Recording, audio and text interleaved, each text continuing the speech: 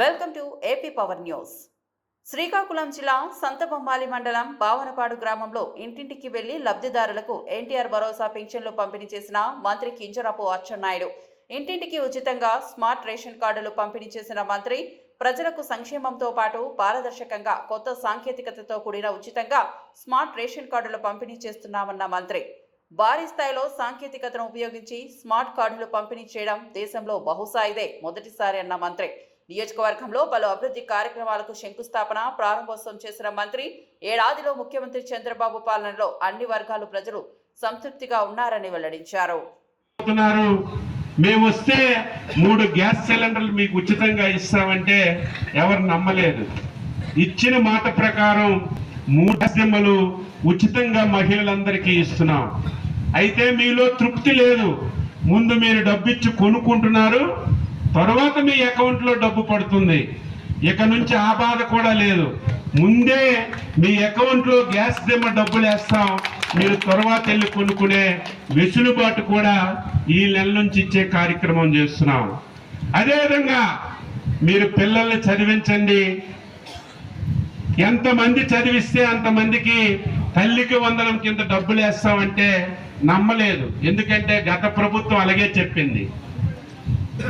మీ పిల్లల్ని చదివించండి, ఎంతమంది ఉంటే అంతమందికి కోడి కింద డబ్బులు ఇస్తామన్నారు. ఎన్నికల్లో గెలిచిన తర్వాత ఒక్కరికే ఇచ్చారు. అది కూడా 3 సంవత్సరాలే ఇచ్చి 2 సంవత్సరాలు ఎగ్గొట్టారు.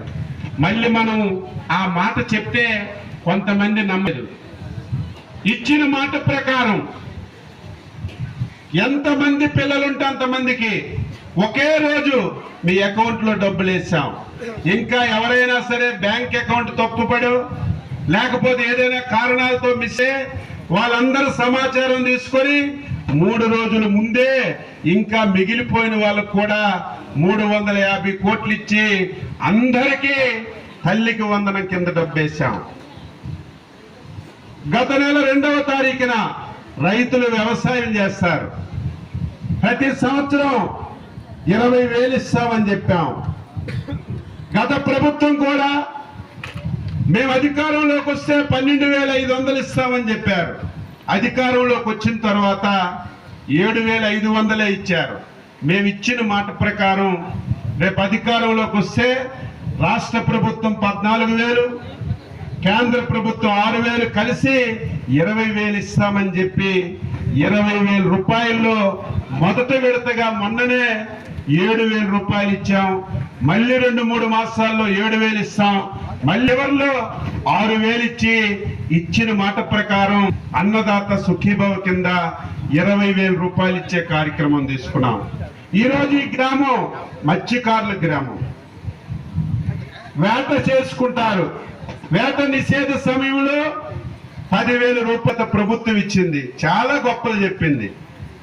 చంద్రబాబు నాయుడు 4,000 ఇచ్చేవాళ్ళు, మేము 10,000 ఇచ్చేమన్నారు. మీ అందరూ ఆలోచన చేయాలి. ఒక 10,000 రూపాయలు ఇస్తే మత్స్యకాలం బాగుపడదు. ఆ 10,000 దేనికంటే 2 మాసాలు వేటకు వెళ్ళరు కాబట్టి ఆ 2 మాసాల్లో ఉపాధి పొందడానికే సరిపోతుంది తప్ప ఏదో నేను 10,000 ఇచ్చాను మీరు సంవత్సరం అంతా బతంటే ఎవరికి సాధ్యపడదు. మేము అప్పుడు మాట ఇచ్చాం, 10,000 20,000 చేస్తామన్నాం. ఇచ్చిన మాట ప్రకారం 10,000 20,000 మత్స్యకార భరోసా కింద మీ అందరికీ డబ్బులు ఇచ్చాం. ఈరోజు ఇక్కడ మత్స్యకారులు ఉన్నారు. లేకపోతే భావనపాడు గ్రామం ఉంది. ఈ గ్రామానికి లేకపోతే మత్స్యకారులకి తెలుగుదేశం ప్రభుత్వం చేసినటువంటి పనులు తప్ప, మత్స్యకారులకి తెలుగుదేశం ప్రభుత్వం చేసినటువంటి సహకారం తప్ప ఇంకొక పార్టీ ఇంకొక వ్యక్తి ఏదైనా చేసుంటే ధైర్యంగా వచ్చి చెప్పమని చెప్పి తెలియజేస్తున్నాను.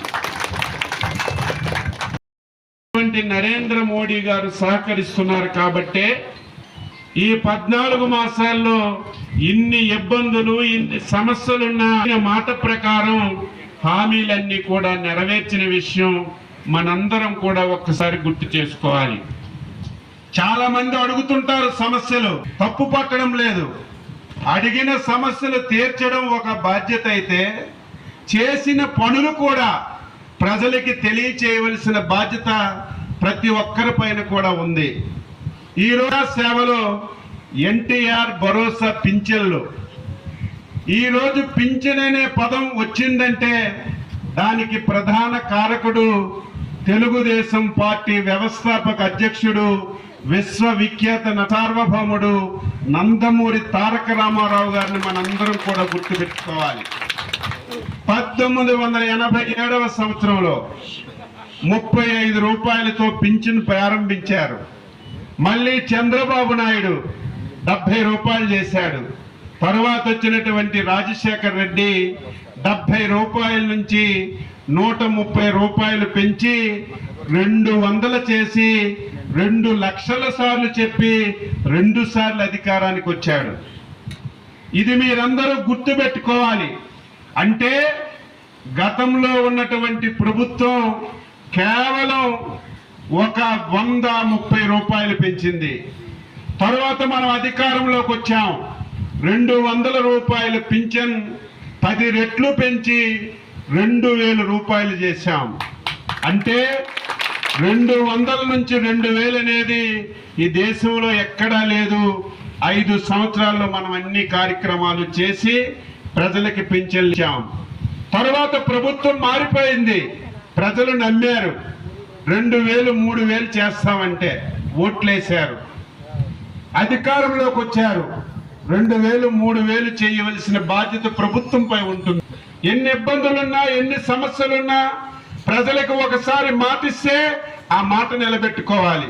కానీ గతంలో పరిపాలించిన ప్రభుత్వం 1000 రూపాయలు 250 250 250 పెంచి 5 సంవత్సరాల్లో 1000 రూపాయలు పెంచారు. మళ్ళీ మేము ఎన్నికల్లో చెప్పాం, చాలా మంది నమ్మలేదు. ఏమమ్మా జగన్మోహన్ రెడ్డి లాగా మేము మోసం చెయ్యం, ఈ రోజు మేము హామీ ఇస్తున్నాం, 3000 4000 చేస్తాం. ఈ 4000 కూడా రేపు 2029 ఎలక్షన్ల ముందేమో మేము అధికారం వచ్చిన నాటికి 2 మాసాల ముందే పెంచి మీకందరికీ పింఛన్ ఇస్తామని చెప్తే చాలా మంది నమ్మలేదు, చాలా మంది విశ్వసించలేదు. ఎందుకంటే 4000 రూపాయలు పింఛన్ ఇవ్వాలంటే ఆషామాషా విషయం కాదు. అందులో 2 మాసాల ముందే పెంచి ఇవ్వడం